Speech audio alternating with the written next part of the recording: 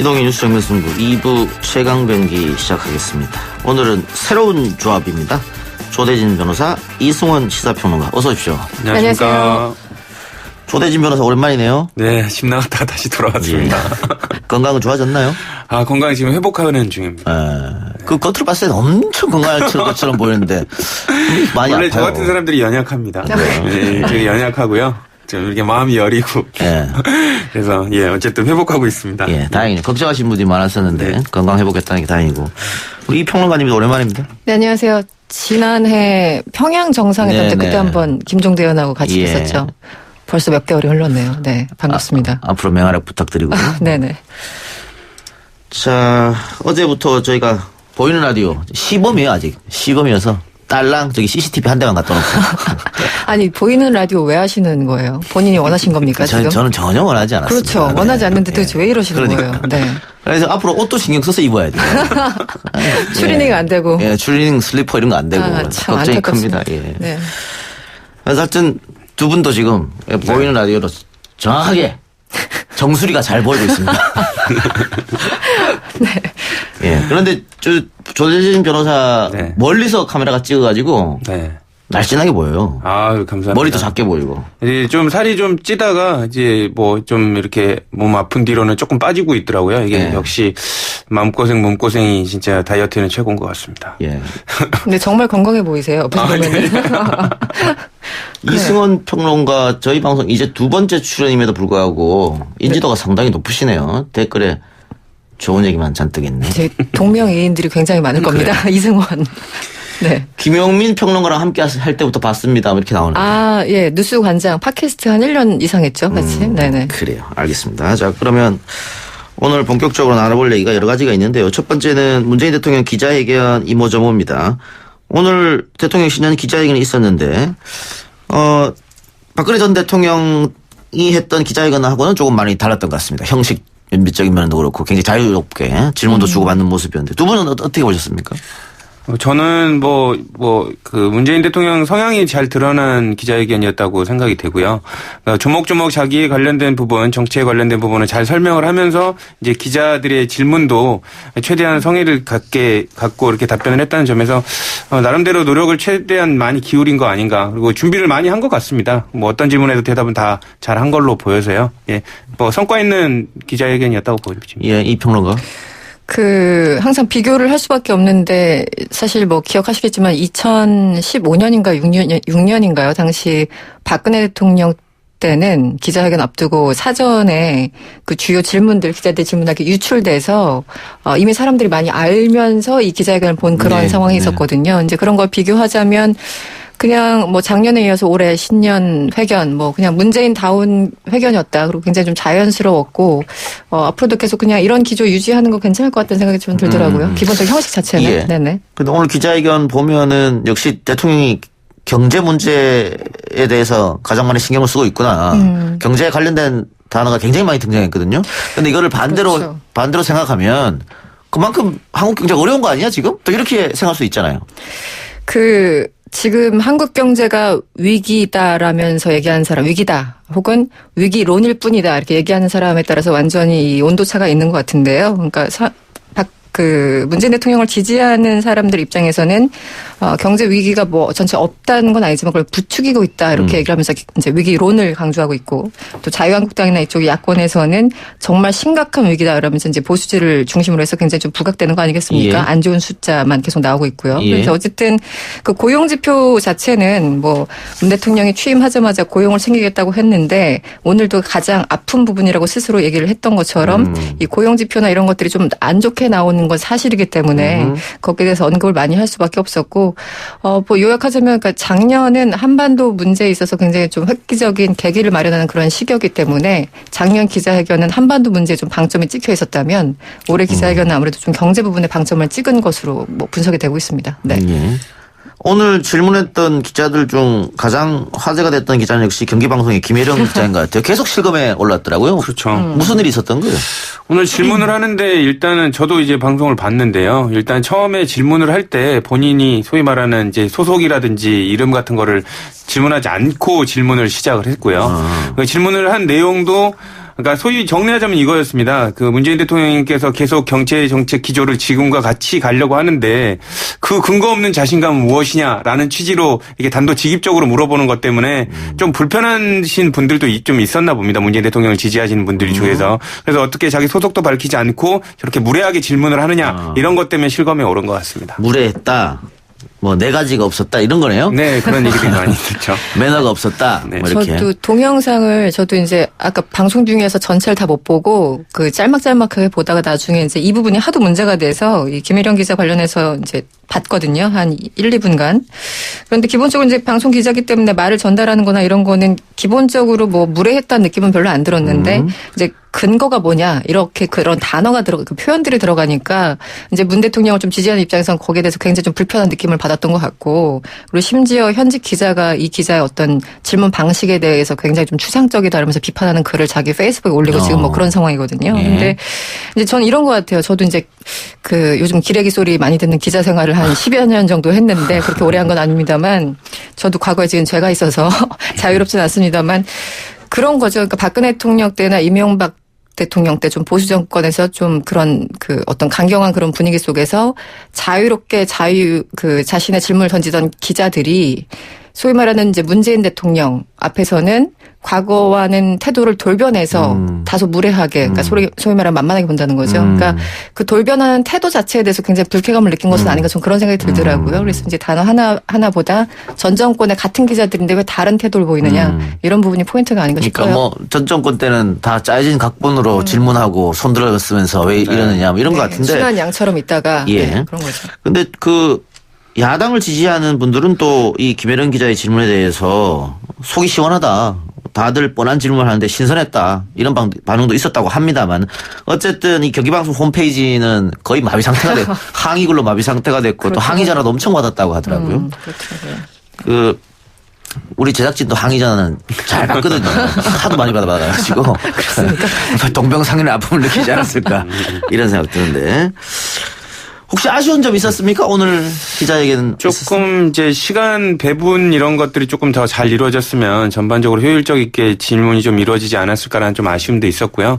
이제 고민정 대변인이 되게 노력을 많이 해주지만 대통령과 기자 간에 이제 어쨌든 전체적인 흐름을 짜야 되는 그 마음은 이해합니다만 이렇게 끼어드는 거는 그렇게 좋아 보이지는 않았습니다. 네. 그래요. 뭐 질문 낙점 받으려고 한복 입고 간 기자들도 있다고 하는데 결국 낙점 못 받았고요. 네. 인형을 든 사람도 있었고. 인형. 네. 예. 이게 랜덤하게 그냥 말 그대로 현장에서 바로 지명을 하다 보니까 이게 매체가 어느 쪽으로 쏠리는지 사실 대통령 입장에서 알 수가 없잖아요. 가장 튀거나 눈 마주친 사람 이렇게 지명하게 되니까. 그래서 이제 고민정 부대변인이 끼어든 대목은 지금 일정 특정 매체로 너무 흐르니까 좀 이거 공평하게 해달라 약간 그런 정도였는데 그건 불가피했던 상황 같아요. 네. 그래요. 알겠습니다. 다른 얘기 해봅시다. 이재명 경기도지사에 대한 첫 재판이 오늘 열렸다고 하는데 재판 전에 어떤 입장을 밝혔죠? 네, 오늘 1시 45분에 이제 성남지원 법정 앞에 도착을 해서 입장을 밝혔는데요. 항상 많이 말하는 사필 규정을 믿고 대한민국의 사법부를 믿는다. 본인의 의지대로 본인이 예상하는 대로 결과가 나올 것이다라는 그런 기대감을 감추지 않았고요. 제가 충실히 잘 설명하면 사실에 입각한 제대로 된 판결이 나올 것이라 믿는다. 이렇게 입장을 전달을 했습니다. 예. 지금 기소된 게 세 가지죠. 네, 검사 그렇습니다. 사칭, 대장동 개발 업적 과장 그리고 친형 강제 입원. 많은 분들이 그런데 많은 법률가들이 이야기하기를 검사 사칭이나 대장동 개발 업적 과장보다는 결국 친형 강제 입원 사건으로 유무죄가 갈릴 것이다. 또 재판 가서 이 문제 가지고 치열하게 변호인단과 검찰 측이 공방을 벌일 것이다. 이렇게 예측하고 있더라고요. 네. 조대진 변호사도 같은 생각입니까? 저도 왜냐면 일단 쟁점 자체가 친형 강제 입원에 관련된 직권 남용에 관련된 부분이 사실관계를 확정하는 데 있어서 되게 시간이 많이 걸릴 것이기 때문에 거기서 사실관계를 어떻게 확정하느냐에 따라서 결과가 갈릴 것으로 보이고요. 상대적으로 검사 사칭이나 대장동 개발업적 과장 사건은 허위사실 공표에 관련된 부분이거든요. 그러니까 허위사실인지 아닌지에 관련된 부분만 가늠이 되면 쉽게 결론이 나올 수 있을 것으로 보입니다. 예. 그러면 강제 입원 혐의를 좀 자세하게 들여다볼까요? 지금 친형의 정신질환 발병 시점에 대해서 양측의 입장이 엇갈리는데 일단 검찰 측에서는 그 이재명 지사의 형이 교통사고 나고 난 이후에 이제 그 병원에 다녔다. 그리고 네. 그전에는 병원에 기록이 없었다라고 이야기하고 기소를 했는데 지금 언론 보도를 보면 그 전부터 정신병을 다녔다라는 기록이 나오거든요. 네, 최근에 발견된 그런 거죠, 보도가 최근에? 나왔죠. 그 시점이 사실 되게 중요할 수 있는데 그 교통사고와 정신병원 내원 그 시점을 말씀드리는 거죠. 그리고 기본적으로 이제 이재명 지사 측은 그런 얘기를 하고 있어요. 이제 고 이재선 씨가 그러니까 돌아가신 그 형이 블로그에 직접 쓴 글인데 2002년경에 용인의 모 병원 의사가 나에게 이 정신과 후배 의사를 통해서 가져온 것이라며 약을 줬다 하면서 그 내원했던 시점을 2002년 뭐 2월 이쪽으로 지금 얘기를 하고 있습니다. 그래서 기록을 입수했다고 해서 최근에 밝히고 있는데 예. 이 기록들이 굉장히 좀 법정 공방에서 유효한 증거로서 어쨌든 이 지사 측에서는 쓰지 않을까라는 생각이 듭니다. 네. 그런데 검찰 측에서 충분히 자료를 입수할 수 있었을 것 같은데 왜 이거를 놓쳤을까요? 근데 이제 지금 갖고 있는 자료만으로도 충분하게 입증이 될 수 있다라고 너무 자신한 거 아닌가라는 생각이 들고요. 이게 블로그에 관련돼서 이제 이재명 지사 측의 그 변호인 입장에서는 수사에 몰려 있기 때문에 있는 자료라도 다 털어야 됐기 때문이죠. 그래서 어떻게 보면 상대적으로 관심이 덜한 블로그에 관련된 글을 발견했는데 제가 생각하기에는 이게 상당히 재판부한테는 어필이 될 것으로 보입니다. 왜냐하면 당사가 작성한 것으로만 확인이 된다면 그 시점 관련돼서도 어떻게 보면 위험 인물이라는 이재명 변호인 측의 주장을 힘을 실어줄 것이 되기 때문에 이건 상당하게 중요한 의미의 단서라고 보여집니다. 예. 이게 보면은 이 기록 자체는 내원 일자만 있고 구체적인 진료 내용이 삭제돼 있대요. 그러니까 자료 보존 기간이 지났기 때문인데 그러니까 말씀하신 것처럼 지금 굉장히 급한 사람은 어쨌든 이재명 지사 측이니까 이런 뭐 블로그나 관련해서 전반적으로 다 찾아봤겠죠. 그래서 제가 아까 약을 줬다라는 부분을 소개시켜 드린 게 바로 이제 이 대목. 이 자료에는 이제 삭제됐지만 본인들 입장에서는 찾아낸 그런 어떤 물증들이기 때문에 아마 이런 고리를 가지고 굉장히 좀 치열하게 공방이 벌어지지 않을까라고 생각이 듭니다. 네. 그런데 신형 강제 입원 부분은 결국은 직권남용이죠. 네, 직권남용입니다. 그런데 요즘에 여러 가지 재판들이 줄줄이 열렸었습니다. 뭐 적폐청산 재판도 있었고요. 전 정부에 뭐 여러 가지 있었는데 이 직권남용 부분에 대해서는 대부분 무죄가 나더라고요. 그렇죠. 입증하기가 어렵습니다. 직권남용이 그러한 권한이 있었다는 것 자체를 먼저 밝혀야 되고 그러한 권한이 있었다는 걸 또 남용했다는 걸 밝혀야 되거든요. 그렇기 때문에 사실상 예전에는 직권남용으로 기소되는 것 자체가 어려웠는데 지금은 기소는 되고 있는데 처벌은 안 되고 있는 입장이고요. 이게 검사도 공소유지를 할 때 이 부분을 입증해내기가 상당히 어려운 부분이어서 사실상 유죄가 나오기는 좀 힘들지 않나라는 이 법조계의 일각의 시선도 있습니다. 그러면 이 지사가 벌금이 100만 원 이상 나오면은 지사직을 잃게 되는 겁니까? 네, 그렇습니다. 공직선거법상 100만 원 이상을 나오면 그 형을 잃게 돼 있고요.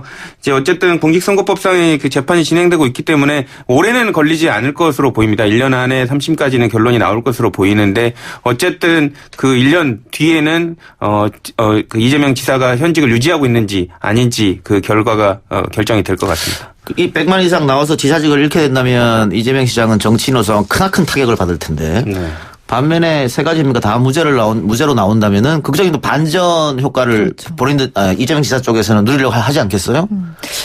예전에 박지원 의원이 방송에 나와서 한 얘기가 있었는데 이제 여러 가지 혐의 중에 지금 기소된 것도 있지만 지금 부인 부분에 있어서는 기소가 안 됐잖아요. 예. 그래서 이제 그 정도 시점에서 박지원 의원은 어쨌든 이재명 지사가 굉장히 좀 유리한 고지를 처음했다 이렇게 얘기를 한 그런 논평한 적이 있었어요. 그래서 지금 내용들 보면은 위기인 거는 맞지만 그래서 친형 강제 입원 부분에 대해서 가장 좀 민감하게 싸우긴 하겠지만 그 고비를 넘으면은 오히려 훨씬 더 몸집이 커진다고 할까요? 그런 가능성도 충분히 있을 것 같습니다. 굉장히 극과 극인 상황 같아요. 지금 상황이. 네. 본인이 지난번에 한번 대권을 도전했기 때문에 그렇죠. 이게 다 무죄로 난다면 또 강력한 대선 후보가 될 수도 있겠네요. 그렇죠. 네, 그렇죠. 네. 알겠습니다. 카밀라 이츠올라이님께서 변호사계의 조국 수석 조대진 변호사님. 성씨만 같습니다. 성씨만. 친인척 관계 뭐 이런 거 없죠? 전혀 없습니다. 네, 없으신 거죠? 네. 네, 전혀. 커크펄펄님께서 정자 누나 오랜만이시네요. 안 보여서 시집까지인 줄 알았어요. 미치겠어요. 정자 누나 파이팅. 왜 정자 누나입니까? 제 예명이 정자. 예명이. 네. 김용민 씨가 주장해서 제 이름을 만들어 버렸어요. 네. 제가 개명을 한 차례 한 건 맞는데. 커크펄펄님은 그러면 오랫동안 정자 누님 방송을 들어오신 분이네요. 네. 그 정자라는 이름을 굉장히 좋아하시더라고요. 많은 분들이. 네. 예, 하나만 더 해보고 마칩시다. 어머니를 강제로 구급차에 태우려 한 혐의로 재판에 넘겨진 코리아나 호텔 사장 일가의 자녀들이 1심에서 징역형의 집행유예를 선고받았다. 이게 사건이 기억이 날 것 같기도 하고요. 네, 그렇죠.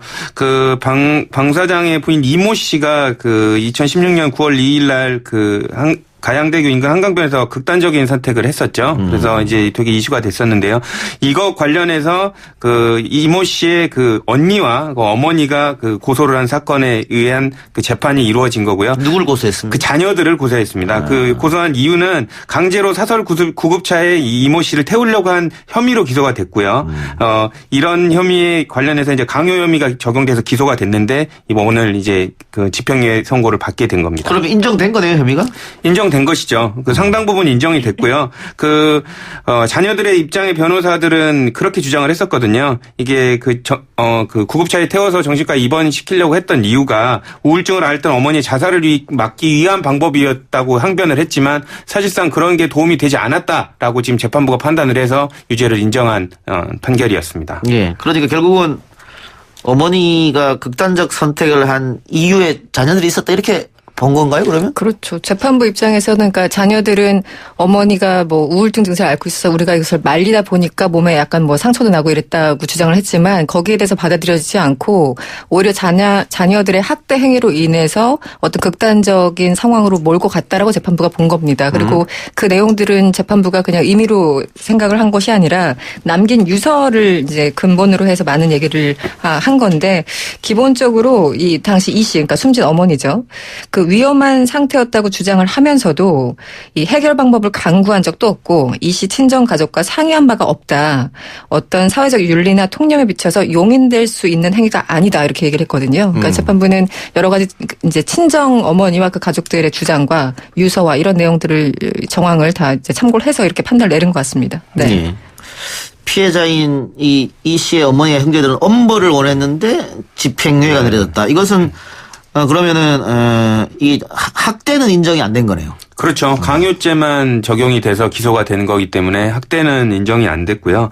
이제 다만 이제 이게 일반적으로 하면은 고인이 아니라 살아 있었다면은 실제로 실형이 나왔을 가능성이 높은데 이제 그 양형 참작이 된 이유가 고인이 돌아가시면서 유서에 자식들이 망가진다면 안 된다라는 이게 걱정의 그 문구를 남겨놓은 부분 때문에 재판부가 조금 선처를 해준 것 같습니다. 예. 그런데 어쨌든 그 자녀하고 갈등이 있었고요.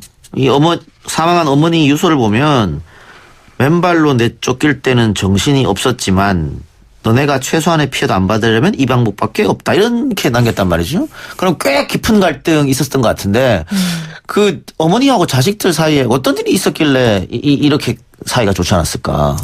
그러니까 저희들이 뭐 그 소위나 말하는 뭐 찌라시나 이런 거를 통해서 보기는 하지만 예단하기는 힘듭니다. 근데 어쨌든 부모 자식 간에 아버지를 위주로 한 그 자식들과 그리고 어머니만 혼자 남겨진 그런 갈등이 있었던 거는 사실이고요. 이런 부분을 친정에서도 이모 씨의 그러니까 어머니의 그 친정에서도 몰랐던 것 같습니다. 그래서 기댈 데가 없었던 상황에서 이제 이렇게 구급차까지 동원한 이런 행위들이 이루어지니까 좌절을 해서 사망한 것으로 보인다라고 이제 재판부도 판결을 한 걸로 보입니다. 예. 그 전에 이 사망한 사람의 어머니, 그러니까 이번에 처벌을 받은 자식들한테 외할머니가 될 텐데. 네. 박용훈 사장에게 편지를 썼는데 이게 또 인터넷에 공개가 됐었죠.